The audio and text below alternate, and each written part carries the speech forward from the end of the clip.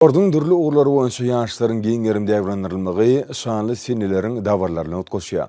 Turgönlerin yeňişe olan ınamy yaşların özboşu bedeni uğurluya. Yurdumynyň sport we ýaşar teatraty ministrliginiň değişle meýnamasyna laýyklykda Aşgabatyň sport we ýaşar teatraty baş müdürlüğiniň guramagyny tenis boýunça geçirilen paýtatymynyň açyk barynjylygy uly dokumentligi betlendi. Paýtatymynyň döredilmeginiň şany 140 ýyllygyna başlanan sport bäsesigi geljekki uswatlaryň kemaligiliýanyny äşkär etdi. Ýaş turgunlaryň arasyndaky çekileçlik häsiýete beslenen bäsesik tejribe toplamakda ähmetli boldy. Yarış tälimçileriň hünärmenleriň üns merkezine boldy. Ýokary netijelere beslenen ýaşda her bir pursat turgunlar üçin uly jogapkärçiligi boldy. Bellenşi ýaly soňky ýyllarda türkmen ýaşlarynyň arasynda sportun bu görnüşi işçiň ösürlýär hemde ol aýratyn meşgullyga eýe bolýar.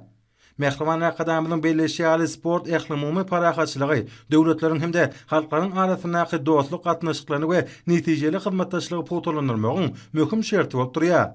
Yarış uswatlaryň kemaligiliýanyny äşkär etdi.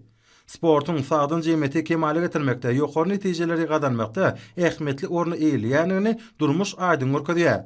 Ýokary netijeleri gadanmagyň esasy wezipä öwürmegi ýarşlaryň çekileçlik häsiýetini üpçün edýär.